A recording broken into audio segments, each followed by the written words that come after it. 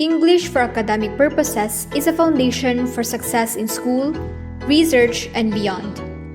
It helps students develop the skills needed to write formally, think critically, and communicate with clarity and credibility. In this session, let's watch a group of students as they study together and explore topics such as academic language, the IMRAD structure, argumentative essays, literature analysis, and research-based journal writing. These topics are more than requirements. They are essential tools for becoming responsible and effective learners.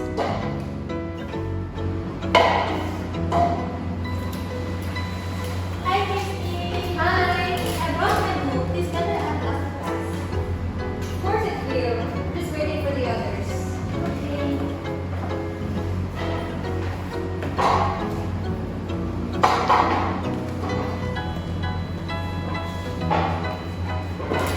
Hi, guys. Hi. What did you read? I brought my lighters. Wow.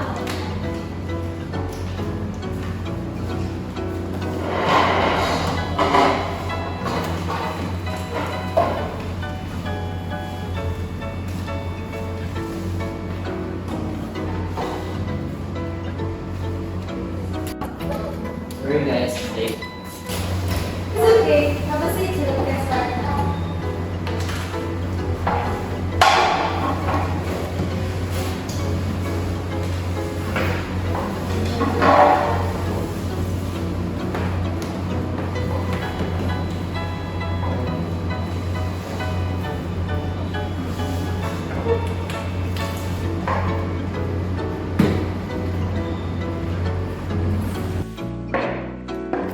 Let's start with academic language. I think a lot of people assume it's about using big words or sounding smart, but that's not really it. It's more about using language that's appropriate and effective for academic settings. Exactly. Academic language is structured and formal, but its main goal is clarity.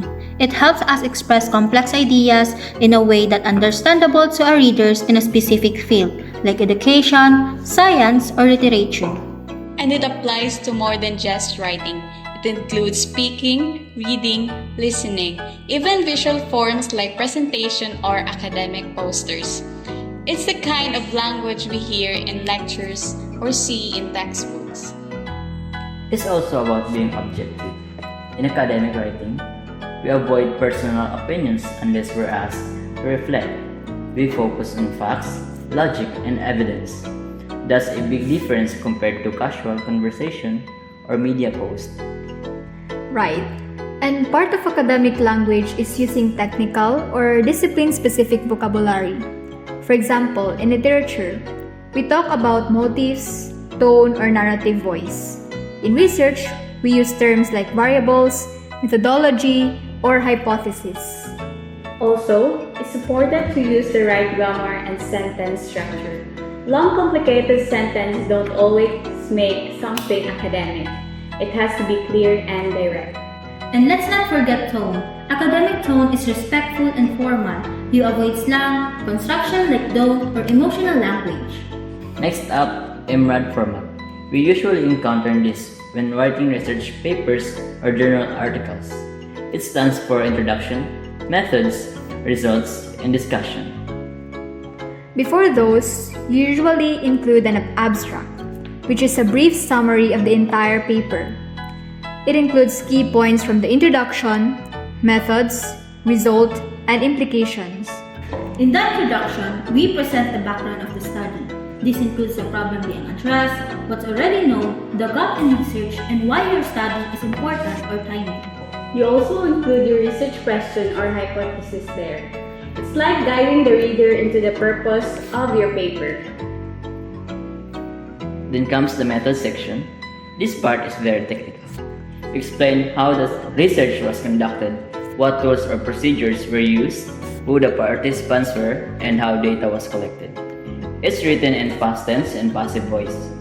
Like, the data was analyzed, not we analyzed the data. The point is to make it repeatable. If someone wants to do the same study, they should be able to follow your methods exactly. Then we have the results. This is where you present your findings without interpreting them yet. Use graphs, charts, or table if necessary. Be objective and concise. The discussion section is where you interpret your results. You connect them to your original research question and compare them to past studies. Did your results support the hypothesis? Were there unexpected findings? You also mention limitations of your study and suggestions for future research. Basically, the discussion answers the "so what" question.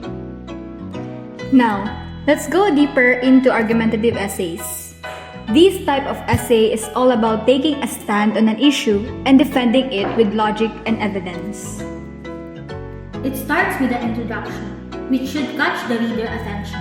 This is where you explain the topic, its importance, and eventually state your thesis statement, your position or argument. A good thesis is clear, specific, and debatable. For example, social media access among school-aged children should be monitored by parents and schools. Then, we move to the body paragraphs.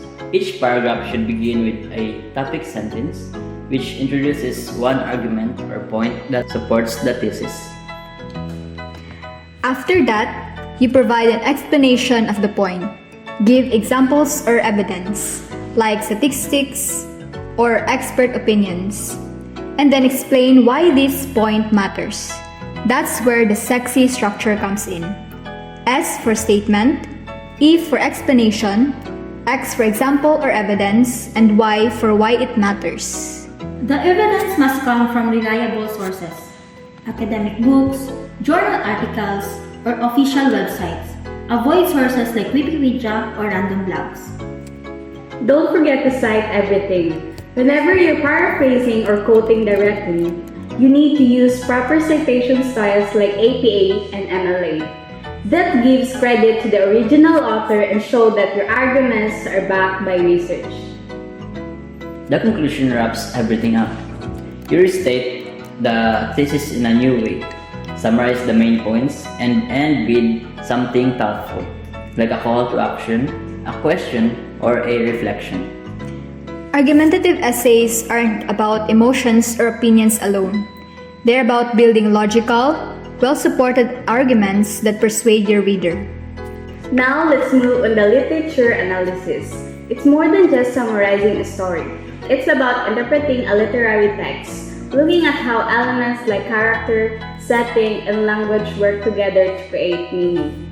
A good literature analysis starts with strong thesis. It's not enough to say, this poem is about love. You have to make a claim like, this poem uses imagery and repetition to explore the pain of unspoken love. Then you support your thesis through close reading. That means paying attention to specific words, literary devices, or patterns. Why did the author choose this word? Why repeat this phrase? There are different ways to analyze literature.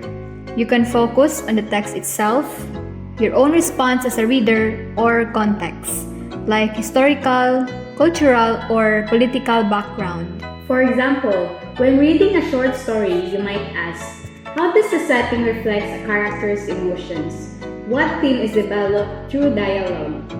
And like any academic paper, cite the text properly and organize your essay with an intro, body, and conclusion. Each body paragraph should have a clear point supported by evidence from the text.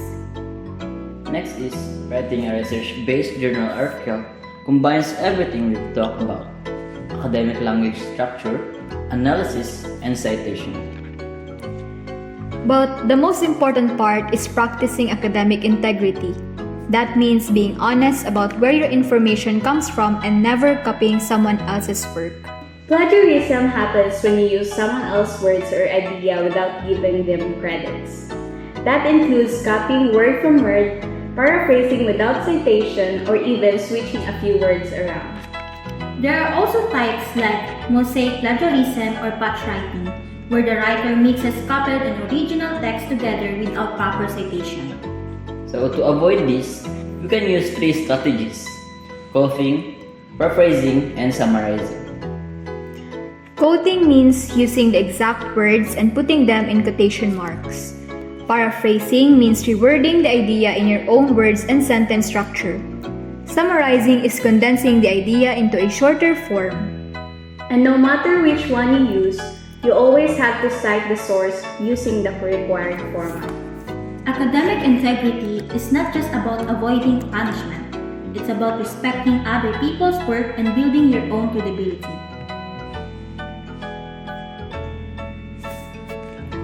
Okay, before we pack up, let's do a quick review. I'll start. What is the purpose of academic language and where do we usually use it? It helps us to express complex and abstract ideas clearly and formally. We use it in essays, lectures, textbooks, research papers, basically anything academic. So here's mine. What is the function of the topic sentence in a body paragraph? It introduces the main point or argument of that paragraph, everything that follows, supports, or explains that idea. Okay, this one's for everyone. What's one way to avoid plagiarism in academic writing? Cite your sources properly. Whether you quote, paraphrase, or summarize, you always give credit to the original author. Right. Academic integrity is about respecting ideas and building credibility. Even using synonyms or slightly changing a sentence still counts as plagiarism if you don't cite. So okay, last question for me. Why are all these skills important in real life, not just in school? So, because they help us think critically, communicate professionally, and become responsible researchers and writers. These aren't just academic skills, they are life skills.